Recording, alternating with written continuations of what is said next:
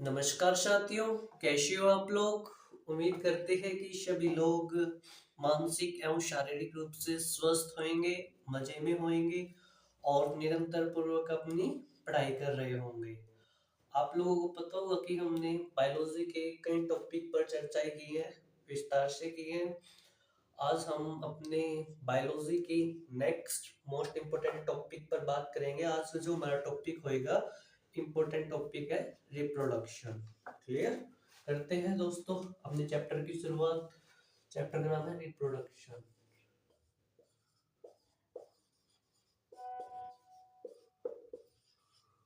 Clear. Reproduction को हिंदी में हम क्या बोलते हैं? प्रजनन। पहले इसका हम मतलब समझते हैं।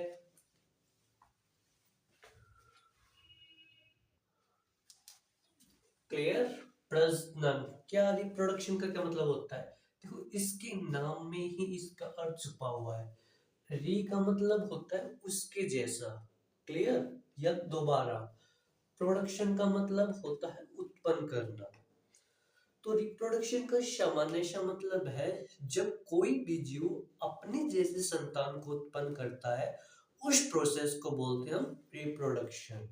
कोई भी ऑर्गेनिज्म जब अपने जैसे दूसरे जैसे नहीं, अपने जैसे संतान को उत्पन्न करे, उसे हम रिप्रोडक्शन कहते हैं। जैसे कि गाय से गाय के जैसा बच्चा ही तो निकलेगा, भैंस से भैंस के जैसा बच्चा ही तो निकलेगा। उसके जैसी संतान उत्पन्न होना ही क्या होता है? रिप्रोडक्शन होता है। क्लियर हुई बात? रिप्रोडक्शन। तो रिप्रोडक्शन से क्या क्या होता है? तो जनसंख्या में वृद्धि होती है और हमें डाइवर्स और कई विविध जातियां मिलती है हमें। क्लियर हुई बात? एनवायरनमेंट में या इकोलॉजी में। रिप्रोडक्शन दो प्रकार के होते हैं वे बेसिकली, लेकिन मैं तीसरा भी बताऊंगा। क्लियर। रिप्रोडक्शन एक होता है असेक्सुअल रिप्रोडक्शन, इसे बोलते हैं हम हिंदी में अलैंगिक प्रजनन। और एक होता है आपका sexual reproduction. Sexual reproduction. Clear. Asexual reproduction उसे बोलते हैं जिसमें मेल और फीमेल गैमेट्स की कोई आवश्यकता नहीं होती। नहीं तो मेल नहीं फीमेल, फीमेल गैमेट्स की किसी प्रकार की आवश्यकता नहीं होती है, उस प्रकार के रिप्रोडक्शन को बोलते हैं हम एसेक्सुअल रिप्रोडक्शन। क्लियर हुई बात? असेक्सुअल रिप्रोडक्शन किसे कहेंगे? जिस रिप्रोडक्शन में मेल और फीमेल गैमेट्स की कोई आवश्यकता नहीं होती है, उस प्रकार के रिप्रोडक्शन को असेक्सुअल रिप्रोडक्शन कहते हैं।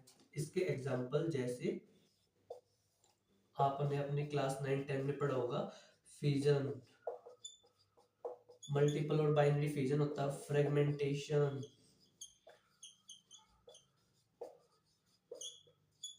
रीजेनरेशन। क्लियर। बर्डिंग, जो हाइड्रा नामक जीव में होता है, बर्डिंग, वेजिटेटिव प्रोपगेशन। ये सब के सब क्या? असेक्सुअल रिप्रोडक्शन होते हैं। इनमें किसी भी प्रकार मेल और फीमेल की जरूरत नहीं होती है रिप्रोडक्शन के लिए। सेक्सुअल रिप्रोडक्शन को हम हिंदी में लैंगिक प्रजनन कहते हैं। सेक्सुअल रिप्रोडक्शन उसे बोलते हैं जिसमें रिप्रोडक्शन के लिए मेल और फीमेल दोनों गैमेट की आवश्यकता होती है। मेल गैमेट्स की भी और फीमेल गैमेट्स की भी आवश्यकता होती है रिप्रोडक्शन करने के लिए। क्लियर। फर्टिलाइजेशन के लिए उसे बोलते हैं हम सेक्सुअल रिप्रोडक्शन। सेक्सुअल रिप्रोडक्शन के तो बहुत सारे एग्जांपल, जैसे कि मानव में, ह्यूमन में सेक्सुअल रिप्रोडक्शन होता है। और जितने भी मैमल्स होते हैं, जितने भी पृथ्वी पर रहने वाले जीव होते हैं, उनमें आमतौर पर मैक्सिमम जीवों में सेक्सुअल रिप्रोडक्शन ही होता है, मैमल्स में। और तो और माय डियर फ्रेंड, जो प्लांट होता है ना, जो फ्लावर होता है ना, फ्लावर, उसमें भी सेक्सुअल रिप्रोडक्शन होता है, क्योंकि फ्लावर के 4 पार्ट होते हैं, सेपल, पेटल, एंड्रोसियम, जाइनोसियम। और जो आपका एंड्रोसियम है, ये मेल पार्ट है। इसके फर्दर 3 पार्ट हो जाते हैं, फिलामेंट, एंथर, पोलन ग्रेन्स। और जो जाइनोसियम है वो फ्लावर का ओवेरी फीमेल वाला पार्ट होता है, उसके भी 3 पार्ट हो जाते हैं, स्टिग्मा, स्टाइल्स, ओवेरी। क्लियर। तो हमेशा याद रखना। वैसे तो मैं इस सेपरेट वीडियो में हम चर्चा करेंगे जब फ्लावर वाला टॉपिक आएगा, कल यहाँ पर आप संक्षिप्त में समझ लीजिएगा या सुन लीजिएगा, अगर नहीं समझ में आया तो डोंट वरी, जब इसका टॉपिक आएगा वहां पर डील करेंगे इसे। क्लियर? तो अभी के लिए इतना याद रखना है कि जो फ्लावर में कौन सा रिप्रोडक्शन होता है, तो सेक्सुअल रिप्रोडक्शन होता है, ना कि असेक्सुअल, ये हमेशा याद रखना। क्लियर? तो वेस्ट फ्लावर आएगा तो हम इस पर विस्तार से चर्चा करेंगे। एक प्रकार का रिप्रोडक्शन और होता है जो आपको कहीं कहीं पर सुनने को मिलता है, कहीं पर नहीं भी मिलता होगा, हाइब्रिड रिप्रोडक्शन। क्या बोलते हैं उससे हम? Hybrid reproduction. हाइब्रिड रिप्रोडक्शन क्या होता है? हाइब्रिड रिप्रोडक्शन, हाइब्रिड रिप्रोडक्शन उसी बोलते हैं जब दो अलग अलग जातियों के सदस्यों के बीच में रिप्रोडक्शन का प्रोसेस कराया जाता है, फर्टिलाइजेशन की क्रिया कराई जाती है, उस प्रोसेस को बोलते हैं हम हाइब्रिड रिप्रोडक्शन। क्या होता है हाइब्रिड हाइब्रिड रिप्रोडक्शन? जब दो अलग अलग प्रजाति के जीवों के मध्य निषेचन, फर्टिलाइजेशन का प्रोसेस कराया जाता है, उस प्रोसेस को बोलते हैं हम हाइब्रिड रिप्रोडक्शन। क्लियर हुई बात? जैसे मैं एग्जांपल ले लेता हूं, मैंने लोयन लिया मेल, लोयन क्या है? मेल। टाइगर लिया फीमेल। क्लियर? दो अलग अलग प्रजाति के जीव है, इनके बीच में मैंने क्या कराया? निषेचन कराया। क्या कराया? निषेचन। तो उससे आने वाली जो जीव होगी, उस जीव को बोलते हैं हम हाइब्रिड मैमल्स। क्या बोलते हैं? Hybrid mammals. याद रख लेना, कभी इसमें मिक्स नहीं हो जाएगी, इसको मैंने सेपरेट कर दिया, हाइब्रिड मैमल्स। क्लियर? और जब इन दोनों के बीच में जब हम निषेचन कराएंगे, जब मेल लॉयन हो और फीमेल टाइगर हो, तो उससे आने वाला जो हाइब्रिड मैमल्स होएगा उसका नाम होएगा लाइगन। क्या होएगा? लाइगन। क्लियर? उसी प्रकार से अगर टाइगर मेल हो और लॉयन फीमेल हो, तो जो हाइब्रिड मैमल्स आएगा उसके हम टाइगन बोलेंगे। इस प्रकार आपको ये विजिबल हो जाएगा, मैं चेक कर लेता हूँ। Yes, everything is visible. तो आप इसका एक स्क्रीनशॉट ले लीजिएगा। अब हम बात करते हैं मेल रिप्रोडक्टिव सिस्टम और फीमेल रिप्रोडक्टिव सिस्टम। आज के विषय में आज की चर्चा इन्हीं पर रहेगी और हम विस्तार से चर्चा करेंगे।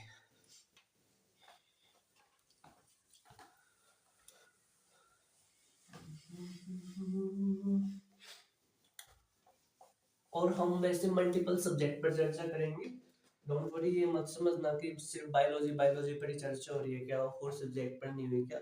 हम धीरे धीरे सभी विषय पर चर्चा करेंगे। ठीक है? वैसे तो मेरा मन आज का हुआ था कि आज हम इंडियन सोसाइटी से रिलेटेड टॉपिक पर बात करें। पैट्रियार्की कल्चर होता है जो कि फीमेल के अगेंस्ट, जो कि फीमेल के सामने, उसके सामने फीमेल के साथ उस कल्चर को लेकर बहुत सारी समस्याएं बनी हुई है।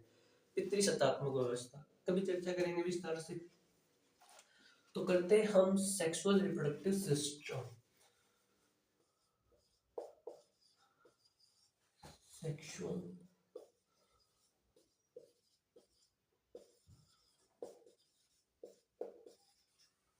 रिप्रोडक्शन, लैंगिक प्रजनन। क्लियर? सबसे पहले हम, वैसे तो सेक्सुअल रिप्रोडक्शन भी दो टाइप का होता है, इसको भी देख लो। सेक्सुअल रिप्रोडक्शन दो टाइप का होता है, एक होता है outer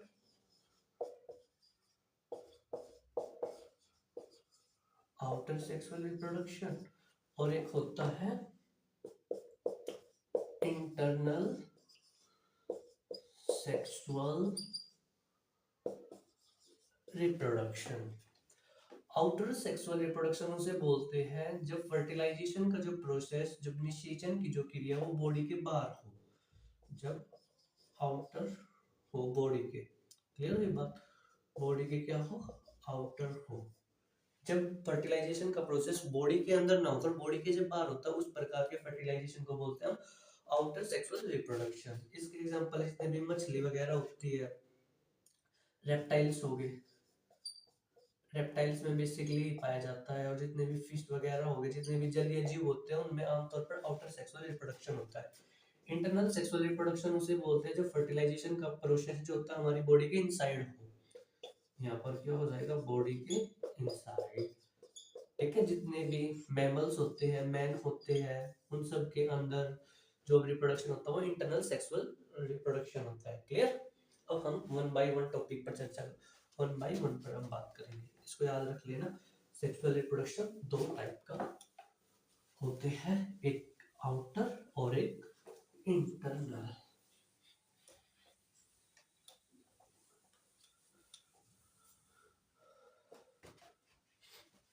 sexual reproduction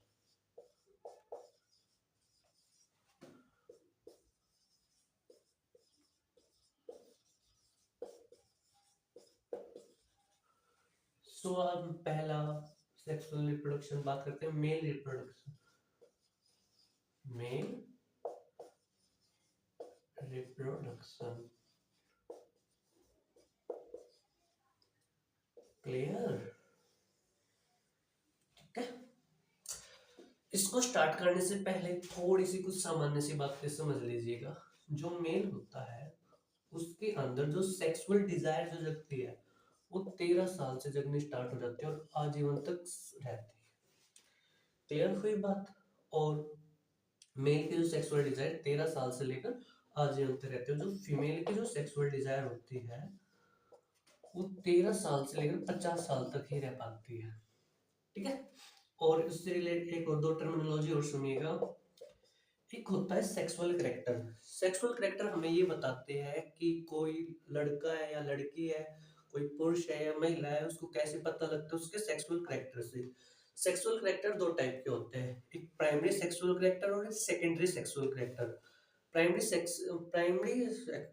sexual characters से हमें क्या पता लगता है, जब हम मेल और फीमेल के रिप्रोडक्टिव ऑर्गन्स को देखकर बताए कि ये मेल है या फीमेल है, उस प्रकार के सेक्सुअल करेक्टर को बोलते हैं हम primary sexual character. Clear? Secondary sexual character, जब हम उसके बॉडी ऑफ ऑर्गन्स को देखकर, जैसे कि दाढ़ी आ रही है तो ये मेल है, महिलाओं की अगर उसकी आवाज थोड़ी सी पोलाइटली है तो फीमेल है। क्लियर हुई बात? अगर उसको दाढ़ी मूछ नहीं है तो इसका मतलब वो फीमेल है, वो सेकेंडरी सेक्सुअल करेक्टर में आता है। तो मैंने बताया क्या, सेक्सुअल करेक्टर हमें वो बताता है कि ये मेल है या फीमेल है। ये दो टाइप का होता है, प्राइमरी से हमें कैसे पता लगता है, उसके रिप्रोडक्टिव ऑर्गन्स को देखते हुए, और सेकेंडरी उसके बॉडी ऑफ ऑर्गन, जैसे कि मेल होगा तो क्या आएगी उस पर दाढ़ी, फीमेल होगी तो क्या होगा, उनका स्तन बाहर निकला रहेगा, स्तन बाहर निकलेगा तो जो उनकी आवाज होगी वो थोड़ी सी पोलाइटनेस होती है, उसे हम फीमेल कहते हैं। क्लियर? ये तो थी थोड़ी बेसिक बात है। अब हम बात कर लेते हैं, ये थोड़ा सा याद रखना,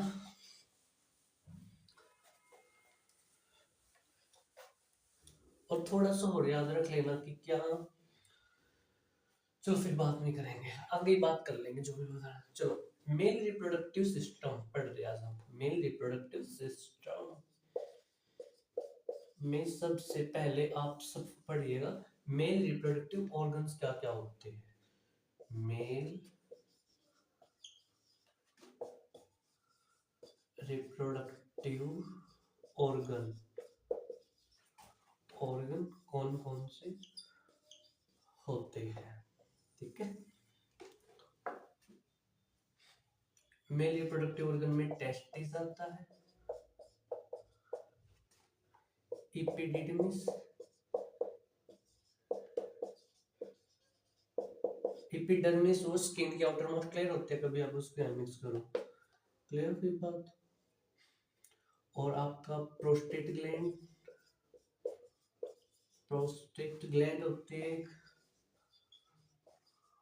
एक सेमिनल वेसिकल होता है, सेमिनल वेसिकल्स,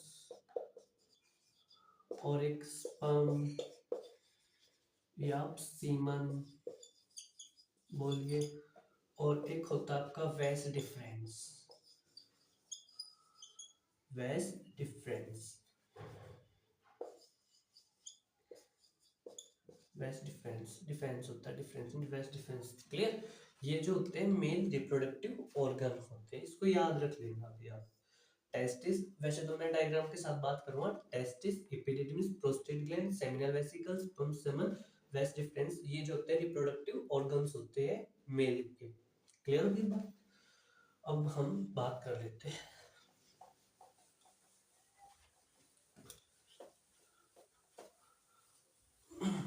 वैसे मैक्सिमम स्कूलों में ना ये चीजें विस्तार से बताई नहीं जाती है।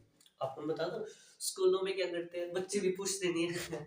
जब हम पढ़ते थे ना तो हमारे जो क्लास के जो बच्चे थे, जब भी टीचर इस टॉपिक को पढ़ाते थे वे हंसने लग जाते थे, फिर सर भी नहीं पढ़ाते थे, और सर भी मतलब कि ऊपर ऊपर का ही बता के निकल लेते थे, डिटेल से तो कोई बताता नहीं था। अगर कोई पूछता है बच्चा तो हंसने लग जाते थे सब। क्लियर। अब हम बात करते हैं मेल रिप्रोडक्टिव सिस्टम। मैं इसको लिख लेता हूँ तभी।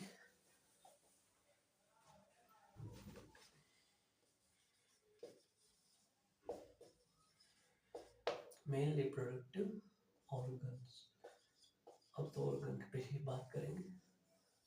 चलिए ध्यान से समझना माय डियर फ्रेंड, क्या कि जो मेल होता है उसमें 13 साल की एज में एक हार्मोन सीक्रेट होता है जिसे हम बोलते हैं टेस्ट्रोजन। टेस्ट्रोजन हार्मोन। क्लियर। टेस्ट्रोजन हार्मोन क्या करता है, हमारी बॉडी के अंदर स्पर्म बनाने का कार्य करता है। इस हार्मोन से क्या बनता है, स्पर्म। क्लियर हुई बात। हमारी जो बॉडी के अंदर दो टेस्टिस होते हैं। कितने टेस्टिस होते हैं, दो। ये दो टेस्टिस होते हैं इस प्रकार से, ठीक है। इन टेस्टिस के जो अंदर एक छोटी छोटी नलिकाएं होती है जिसे हम शुक्र जनन कनिका कनिकाएं बोलते हैं। क्या बोलते हैं इनको हम, शुक्र जनन कनिकाएं। क्लियर। हिंदी में बोलते हैं हम इनको सीमन फेरियस ट्यूबल्स या डक्ट। छोटी छोटी ये क्या होती है, कनिकाएं होती है।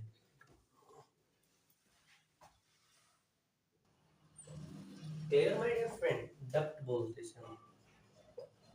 जो हमारी बॉडी के अंदर कितने टेस्टिस होते हैं, दो टेस्टिस होते हैं।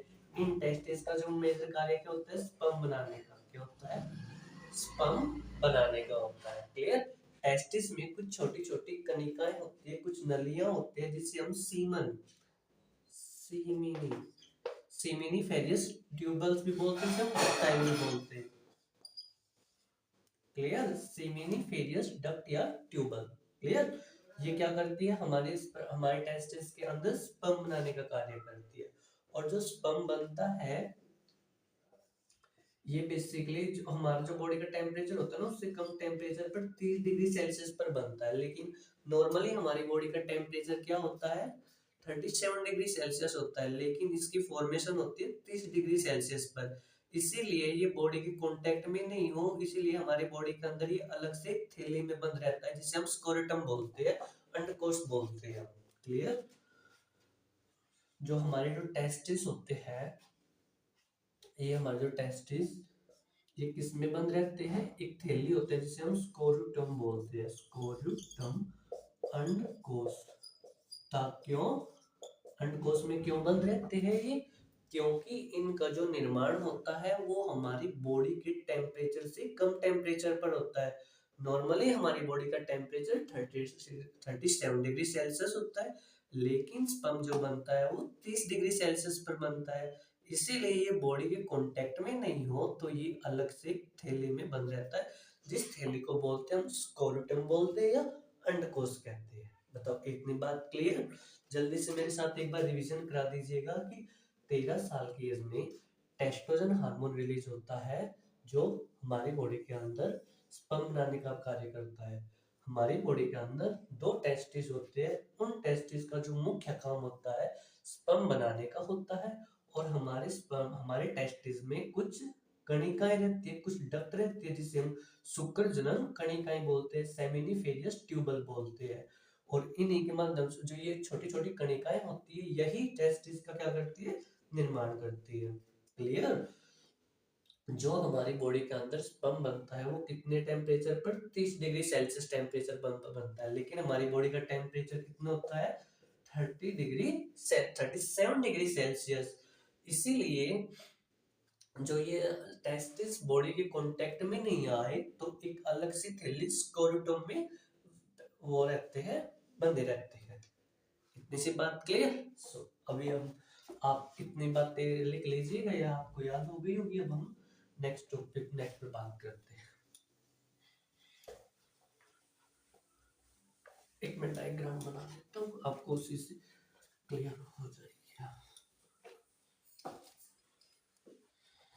मैं सपोज कर लेता हूँ ये क्या है, टेस्टिस है, और टेस्टिस की जो आउटर मोस्ट लेयर होती है उसे बोलते हैं हम इपिडिडमिस। क्या बोलते हैं इसे हम, जल्दी बोलो मेरे साथ। टेस्टिस को प्रोटेक्ट करने वाली एक लेयर होती है, इस लेयर को बोलते हैं हम इपिडिडमिस। इपिडिडमिस ये क्या करती है, टेस्टिस को प्रोटेक्ट करती है। और टेस्टिस के अंदर कुछ छोटी छोटी क्या होती है, नलिकाएं होती है। उन नलिकाओं को बोलते हैं हम सेमिनी फेरियस ट्यूब्यूल। हिंदी में बोलिए, शुक्र जनन कनिकाएं। इनका क्या कार्य होता है, स्पर्म बनाने का। क्या होता है, स्पर्म बनाने का कार्य होता है। बताओ इतनी बात क्लियर। स्पर्म जो बनता है वो 30 डिग्री सेल्सियस पर बनता है। 30 डिग्री सेल्सियस पर बने इसीलिए थैली में फिक्स रहता है। उस थैली का नाम है स्कोरुटुम या अंडकोश। क्या है, अंडकोश। बताओ इतनी सी बात क्लियर। इसीलिए ये एक थैली में इस प्रकार की जो थैली होती है उसमें बंद रहता है।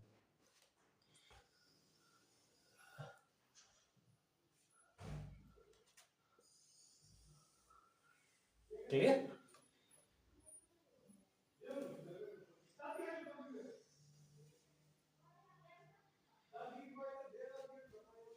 ये अब हमारे अब जो ये टेस्टिस होते हैं ये एक वेज डिफरेंस से जुड़े होते हैं, एक वेसल से जुड़े होते हैं। उसी वेसल को बोलते हैं हम वेस डिफरेंस। वेस डिफरेंस, क्लियर हुई बात। अब अब यहाँ पर एक ग्लैंड होती है। क्या होती है, ग्लैंड होती है। उस ग्लैंड का नाम है prostate gland. Prostate gland. Prostate gland से दो तरह के लिक्विड निकलते हैं। उन लिक्विड का नाम है, एक का नाम है सेमिनल वेसिकल्स जो कि मिल्की कलर का होता है, सेमिनल वेसिकल्स। और एक निकलता है फ्रक्टोज। क्या निकलता है, फ्रक्टोज। प्रोस्टेट ग्लैंड से दो प्रकार के लिक्विड, सेमिनल वेसिकल्स और फ्रक्टोज। सेमिनल वेसिकल्स क्या करता है, जो स्पर्म होता है उसको मूवमेंट प्रदान करता है, उसको गति देता है। और फ्रक्टोज जो होता है स्पर्म को न्यूट्रिशन देने का कार्य करता है। क्लियर।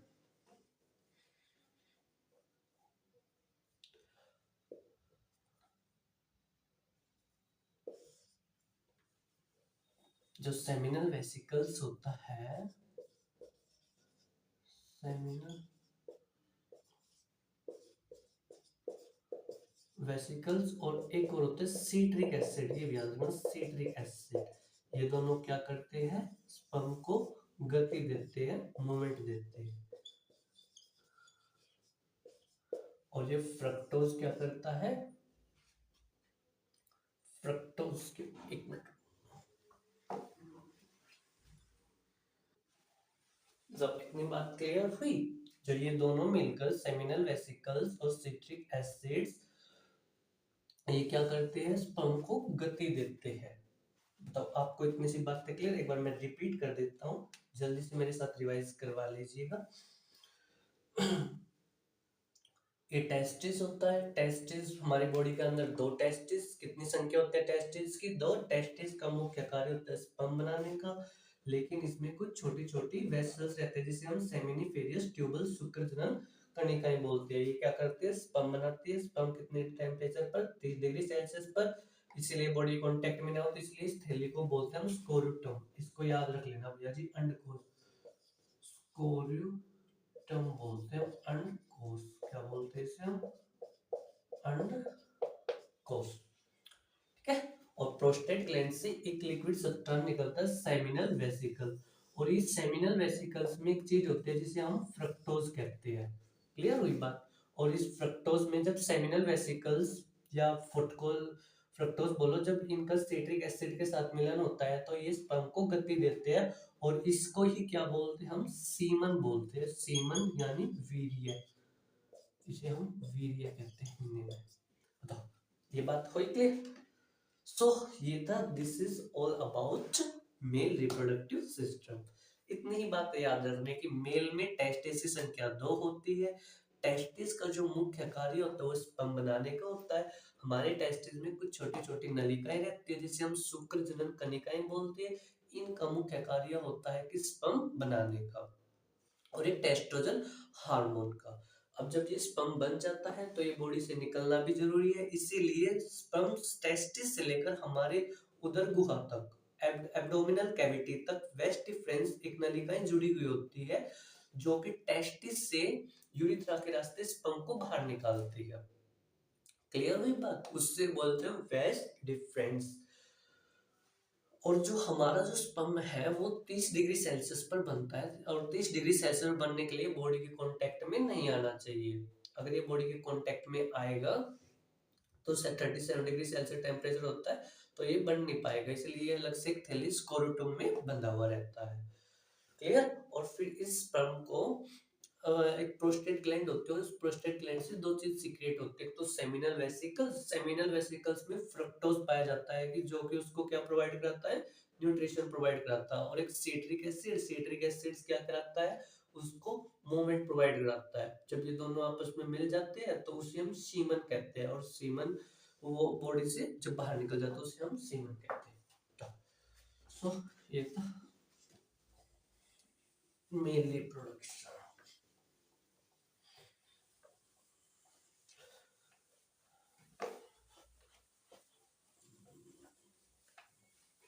उम्मीद होगा आपको समझ में आया होगा। एक बार कई बच्चों को ना 2 वर्ड में कंफ्यूजन रहता है, 2 वर्ड में कंफ्यूज रहता है, एक तो स्पर्म, जिसे शुक्राणु कहते हैं, और एक सीमन। दोनों में क्या डिफरेंस, वैसे तो होते तो यही है। जब ये टेस्टिस से बनता है तो इसे स्पर्म कहते हैं। जब कभी स्पर्म में क्या क्या ऐड हो जाए, फ्रक्टोज और सिट्रिक एसिड, जब ये दो चीज ऐड हो जाए तो उसे बोलते हम सीमन। कहने का भाव है कि अगर ये स्पर्म हमारी बॉडी के अंदर बन रहा है तो उसे स्पर्म कहेंगे, जब ये बॉडी से बाहर निकल जाए तो उसे हम वीर्य कहते हैं। ठीक है, लेट्स सपोज कि 2 टेस्टिस है ये। अब क्वेश्चन ये उठता है, कई बच्चों के मन में रहता है कि अगर एक टेस्टिस नहीं है, एक टेस्टिस है, तो क्या फिर भी स्पर्म बनेगा? हाँ, फिर भी स्पर्म बनेगा, लेकिन स्पर्म की मात्रा कम हो जाएगी। एक टेस्टिस से भी स्पर्म बन सकता है लेकिन ज्यादा नहीं बनता है। क्लियर हुई बात। जो ये टेस्टिस जो होते हैं एक वेसल से जुड़े हुए रहते हैं, उसे हम बोलते हैं वेस डिफरेंस। क्या बोलते हैं? वेस डिफरेंस। वेस डिफरेंस। क्लियर। यहाँ पर एक प्रोस्टेट ग्लैंड होती है और ये यूरिथ्रा के रास्ते बाहर निकल जाता है। इतनी सी बात क्लियर। ये प्रोस्टेट ग्लैंड होती है। प्रोस्टेट ग्लैंड, देखो प्रोस्टेट ग्लैंड में ट्रैफिक पुलिस का कार्य करती है। अब जैसे इसके ऊपर जस्ट किडनी होती है, किडनी से अगर यूरिन आएगा तो ये यूरिन के लिए रास्ता दे देता है, जब स्पर्म आएगा तो ये स्पर्म के लिए रास्ता दे देता है। जैसे कि स्पर्म आ रहा है तो ये जो यूरिन, जो आने वाला यूरिन है ना, उसको रोक लेगा। अब जैसे यूरिन आ रहा है तो ये स्पर्म को रोक लेता है। क्लियर हुई बात है। सो अब आप लोगों ने कहीं सुना होगा कि प्रोस्टेट कैंसर भी हो जाते हैं। प्रोस्टेट कैंसर बेसिकली उन बच्चों को हो जाता है जो अल्प मात्रा में कम उम्र में ही मास्टरबेशन ज्यादा कर लेते हैं। मे भी डॉक्टर ही कहते हैं ये ऐसा ही हुआ था। पुरुषों में ज्यादा प्रोस्टेट कैंसर पाया जाता है, ठीक है, महिलाओं में ब्रेस्ट कैंसर। जब कभी वेस्ट डिफरेंस को काट दिया जाता है, इनको काट दिया जाता है, तो क्या हो जाता है, उसे बोलते हैं वेसिकोटोमी। क्या बोलते हैं? वेसिकोटोमी। हिंदी में बोलते हैं नसबंदी। इसे हम नसबंदी, जब कभी वेस्ट डिफरेंस को काट दिया जाएगा तो उस समय में फर्टिलाइजेशन का प्रोसेस नहीं हो पाता है। और जब इंदिरा गांधी की सरकार थी तो उन्होंने बहुत से पुरुषों की नसबंदियां कराई थी ताकि वे ज्यादा जनसंख्या न पैदा करें। क्लियर? सो ये था हमारा मेल रिप्रोडक्टिव सिस्टम, आपको समझ में आया होगा। अब जो थोड़ी सी और बात करते हैं जो स्पर्म के बारे में।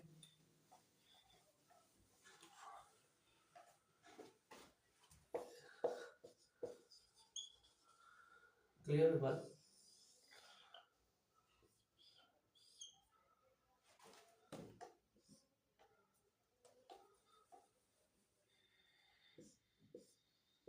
ये होता है स्पर्म, इस स्पर्म की बोलते हैं हम, ये होती है टेल होती है स्पर्म की, और ये होता है स्पर्म का हेड। ओव्यूम में सबसे पहले हेड ही जाता है, क्लियर, और टेल बाद में। याद रखना माय डियर फ्रेंड, रिप्रोडक्शन करने के लिए 7 ml स्पर्म की जरूरत होती है, ये औसत रूप से बताया गया। और स्पर्म के जो टाइम होता है वो 20 मिनट होता है, प्रत्येक 20 मिनट बाद स्पर्म क्या हो जाता है, उसका कार्य खत्म हो जाता है। ठीक है, उसका टेन्योर जो होता है 20 मिनट ही होता है, 20 मिनट के बाद ये डिस्ट्रॉय हो जाता है। क्लियर? यही था स्पर्म के बारे में। और तो टेल और हेड होती है, ओव्यूम में सबसे पहले हेड जाता है। अब हम बात कर लेते हैं फीमेल रिप्रोडक्टिव सिस्टम। ये था male reproductive system. Male reproductive system में कौन कौन से इसके ऑर्गन्स है, जैसे कि टेस्टिस हो गया, स्क्रोटम, प्रोस्टेट ग्लैंड हो गया, आपका सेमिनल वेसिकल्स हो गया, इत्यादि। अब हम बात कर लेते हैं फीमेल। और ये याद रखना है, कॉमन सेंस है कि जो रिप्रोडक्शन का प्रोसेस है वो मेल में नहीं होता, फीमेल में ही होता है। ठीक है, क्या होता है रिप्रोडक्शन में बताऊंगा। फीमेल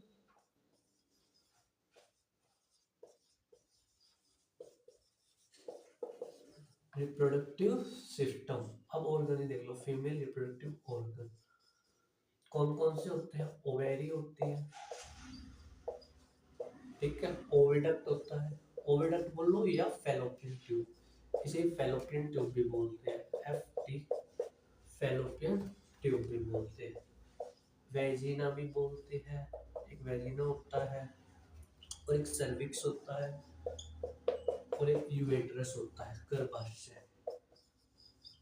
ये होते हैं फीमेल रिप्रोडक्टिव ऑर्गन्स। ओवेरी, दो ओवेरी होती है, ओविडक्ट होता है जिसमें फर्टिलाइजेशन का प्रोसेस होता है, वेजिना होता है जहाँ पर, और एक यूट्रस होता है जहाँ पर स्पर्म डिस्चार्ज होता है। क्लियर? सो ये हमारे फीमेल रिप्रोडक्टिव ऑर्गन। अब हम वन बाय वन पर इस पर भी चर्चा कर लेते हैं।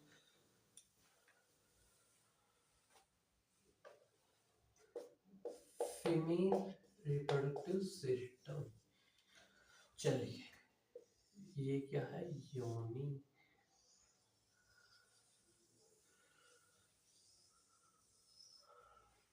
लेट्स सपोज कि ये फीमेल रिप्रोडक्टिव ऑर्गन्स है, इसे बोलते हैं हम वेजिना,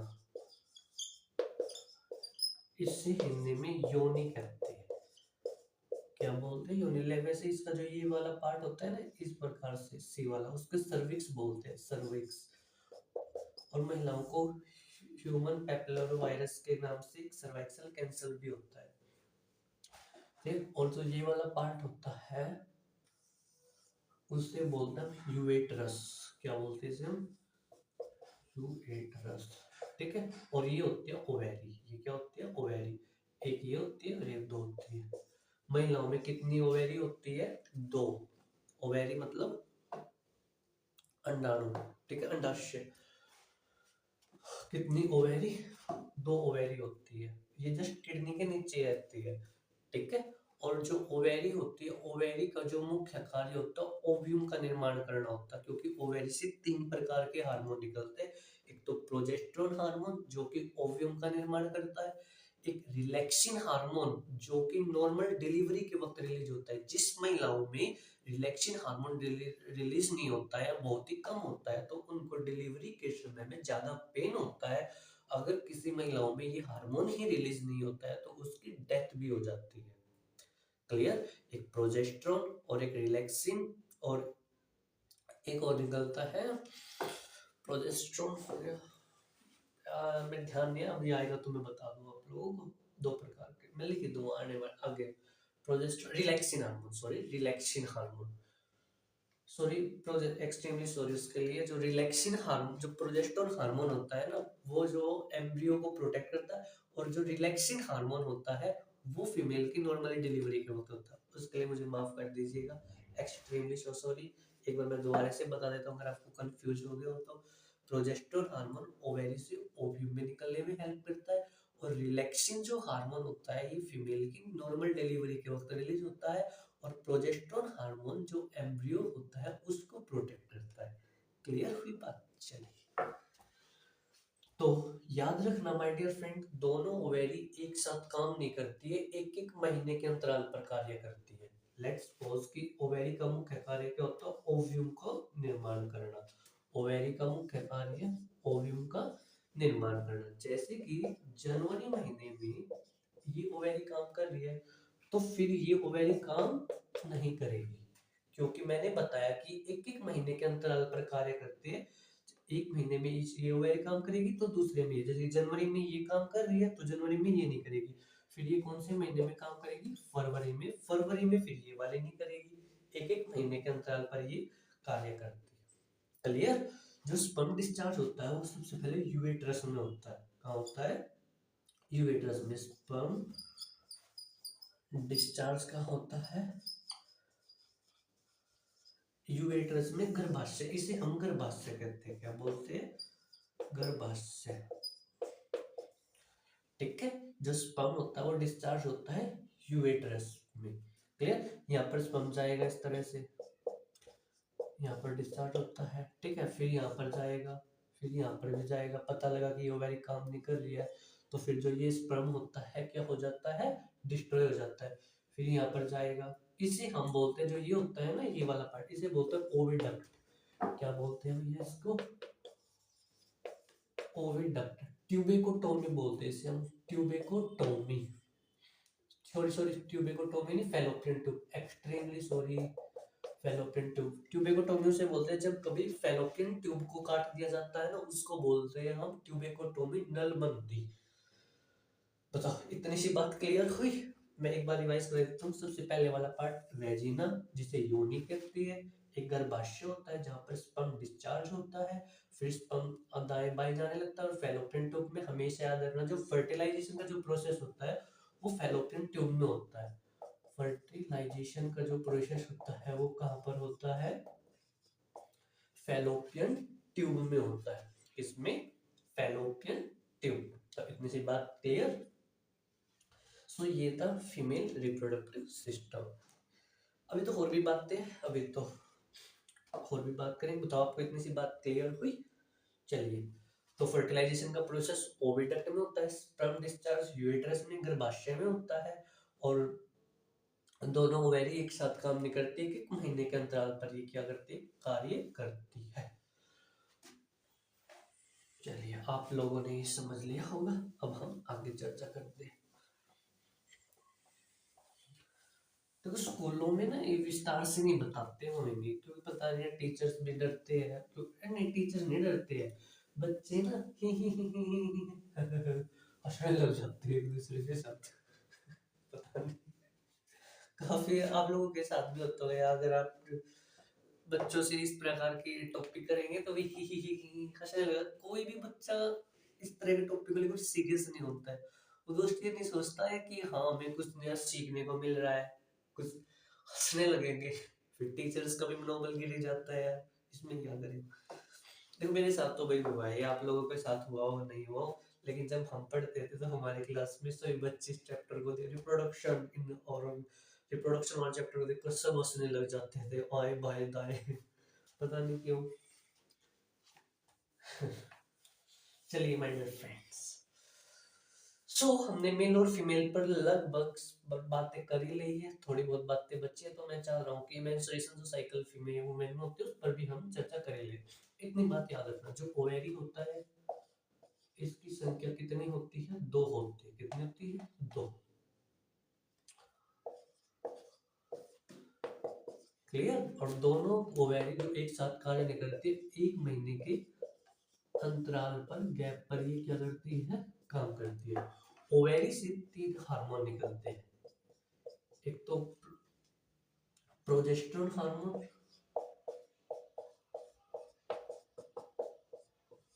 प्रोजेस्टेरोन, और एक निकलता है आपका रिलैक्सिन।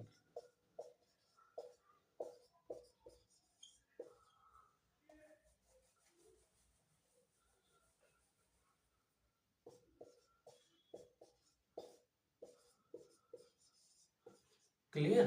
प्रोजेस्टेरोन हार्मोन क्या करता है, बच्चे को प्रोटेक्ट करने का कार्य करता है, बच्चे को प्रोटेक्ट करता है। जो एम्ब्रियो होता है ना, उसको ये क्या करता है, प्रोटेक्ट करता है। और रिलैक्सिन हार्मोन क्या करता है, नॉर्मल डिलीवरी के वक्त निकलता है, नॉर्मल डिलीवरी करा दी जाती है, ठीक है। और एक और हार्मोन होता है जिसे हम प्रोजेस्टेरोन, ओस्ट्रोजन होता है।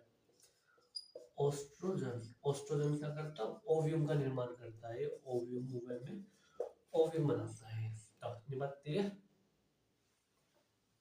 सो अब हम बात कर लेते हैं,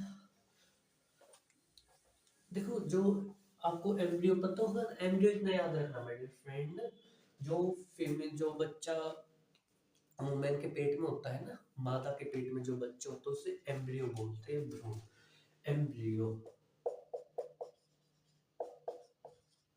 और जो ये एम्ब्रियो होता है एक थैली में बंद रहता है, जिसे बोलते हैं हम इम्यूनिटी सैक। जैसे कि अगर आपने देखो, अगर आप गांव से बिलोंग करते हो, तो जब भैंस ब्याती है ना, तो जो उसका बच्चा होता है एक थैली में बंद रहता है, उसे हम इम्यूनिटिक सैक बोलते हैं। क्या बोलते हैं, इम्यूनिटिक सैक। जो वुमेन में जो बच्चा होता है, एम्ब्रियो होता है, प्लेसेंटा नामक टिश्यू को न्यूट्रिएंट्स प्रोवाइड कराता है, ठीक है। और जो बच्चा होता है एम्ब्रियो, ये भी एक थैली में बंद रहता है, इसे हम इम्यूनिटिक सेक बोलते हैं। और पहले क्या होता था कि बहुत सारी महिलाएं या उनके घर वाले क्या करते थे, अल्ट्रासाउंड से ये पता कर लेते थे कि लड़का होएगा या लड़की होएगी, जिसे हम इम्यूनोस्पेटोसियस बोलते थे, इम्यूनोस्पेटोसियस कहते थे, ठीक है। अगर लड़की होती थी तो उसका एबॉर्शन करा दिया जाता था, या उसको बेचारी से पैदा होने से पहले ही मार दिया जाता था। क्यों, क्योंकि ये हमारा भारतीय समाज है, इंडियन कल्चर है। जो ये इंडियन इंडियन सोसाइटी है, इसमें कल्चर है जिसे हम बोलते हैं पेट्रार्की कल्चर, पितृसत्तात्मक व्यवस्था। इस पितृसत्तात्मक व्यवस्था की वजह से पुरुषों को ही प्रधान माना जाता है, स्त्रियां जो लड़के होते हैं उनको तो पराया धन भी मान लिया जाता है।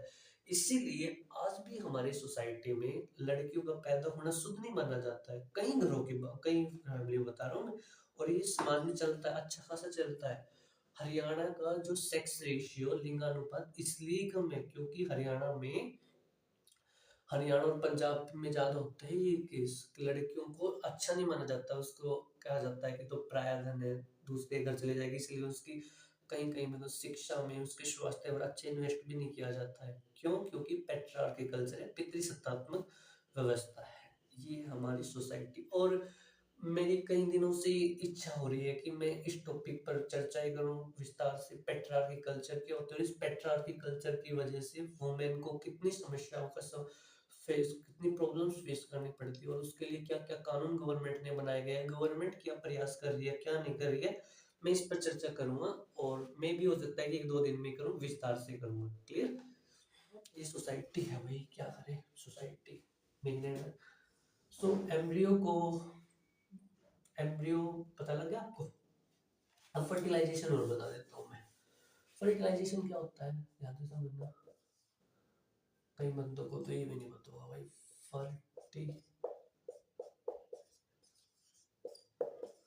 फर्टिलाइजेशन इसे बोलते हैं हम प्रजनन, क्या बोलते हैं, सॉरी निषेचन, क्या बोलते हैं, निषेचन, निषेचन, निषेचन।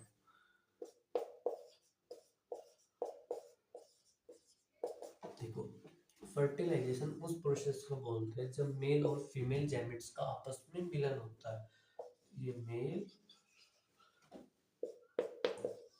ये फीमेल, मेल गैमेट होता है स्पर्म, और फीमेल होता है ओव्यूम। जब ये दोनों आपस में मिल जाते हैं तब होता है एम्ब्रियो। क्या होता है? एम्ब्रियो थोड़ा सा बड़ा होता है, फीटस फूटस बोलते हैं, आप एम्ब्रियो ही याद रखो। क्लियर? इस प्रोसेस को बोलते हैं हम फर्टिलाइजेशन। फर्टिलाइजेशन भी दो प्रकार का होता है, एक इंटरनल फर्टिलाइजेशन, एक एक्सटर्नल फर्टिलाइजेशन। बॉडी के अंदर होने वाले फर्टिलाइजेशन को इंटरनल फर्टिलाइजेशन, बॉडी के बाहर होने वाले फर्टिलाइजेशन को आउटर फर्टिलाइजेशन कहते हैं। क्लियर? तो इतनी सी बातें आपको क्लियर हुई। सो अब दो टर्मिनोलॉजी और सुनिएगा, फिर हम अपनी चर्चा समाप्त करते हैं। मेंस्ट्रुएशन साइकिल पर मैं अलग से एक वीडियो बना दूंगा सेपरेट से, ठीक है, उसमें बात कर लेंगे। एक होता है आईवीएफ, आपने नाम सुना होगा, इसे हम टेस्ट ट्यूब बेबी भी बोलते हैं, test tube baby. IVF stand for in vitro fertilization. एक होता है सैरोगेट मदर, सैरोगेट मदर। दो टर्मिनोलॉजी को समझेंगे फिर अपनी चर्चा समाप्त करेंगे। IVF stand for in vitro fertilization. Clear? IVF उसे कहते हैं शरीर के अंदर होने वाले फर्टिलाइजेशन को अगर एक ट्यूब में कराया जाता है, उस प्रकार के फर्टिलाइजेशन को बोलते हैं हम test IVF in vitro fertilization. जो फर्टिलाइजेशन हमारी बॉडी के अंदर हो रहा है, डॉक्टर मेल वुमेन से क्या लेते हैं, ओव्यूम ले लेती है और मेल से स्पर्म ले लेती है, फिर उस प्रकार के फर्टिलाइजेशन को एक ट्यूब में कराया जाता है, उस प्रकार का फर्टिलाइजेशन आईवीएफ। आपने सुना होगा। सैरोगेट मदर क्या होता है? ये जो सैरोगेट मदर का कॉन्सेप्ट है, ये वेस्टर्न कल्चर एक तो, और ये ब्रसल्स मेट्रोपॉलिटन सिटी में ज्यादा चलता है। इसमें क्या होता है, जैसे कोई एक वुमेन है, ठीक है, और एक दूसरी वुमेन है, क्लियर हुई बात? ये वुमेन्स प्रेग्नेंट हुई और इन्होंने जो अपना बच्चा था वो इस मोमेंट इस महिला को दे दिया कि भाई तुम पालो इसको, तुम इसको 9 महीने कोख में रखो, मेरा तो ऑफिस में जाने का काम है, मेरी तो मीटिंग है, मेरा तो ये है, मेरा तो बहुत सारा काम है। मतलब कि ये अमूमन ये जो अमीर स्तर की जो महिलाएं होती है ये कार्य करती है क्या, कि जो अपना बच्चा दूसरी महिलाओं को दे देती है ताकि वो 9 महीने वो इस कोख में पाले, और जब ये 9 महीने कंप्लीट हो जाएंगे तो ये इसके बच्चे को वापस कर देगी। उस मदर को बोलते हैं हम सैरोगेट मदर। आपने एक मूवी देखी होगी चोरी चोरी चुपके चुपके, उसमें यही होता है कि लास्ट में वो जो वुमेन होती है उसके बच्चे को देने से मना कर जाती है। आपने शायद देखा होगी, देखी होगी। क्लियर हुई बात? सो मैं एक मेथड्स और कॉन्ट्रासेप्टिव मेथड्स पर और बात कर लेता हूँ कि प्रेगनेंसी को कैसे रोका जा सकता है, हाउ टू, उस पर और चर्चा कर लेते हैं।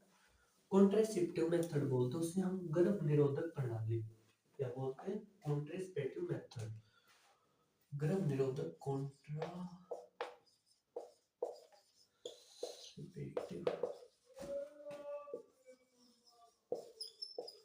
मेथड मतलब गर्भ निरोधक प्रणाली की प्रेगनेंसी को कैसे रोका जाता है। या तो वेसिकोटोमी हो, वेसिकोटोमी, वेसिकोटोमी का मतलब क्या होता है कि भाई जो वेस्ट डिफरेंस है उसको काट दिया जाए, ट्यूबिकोटोमी,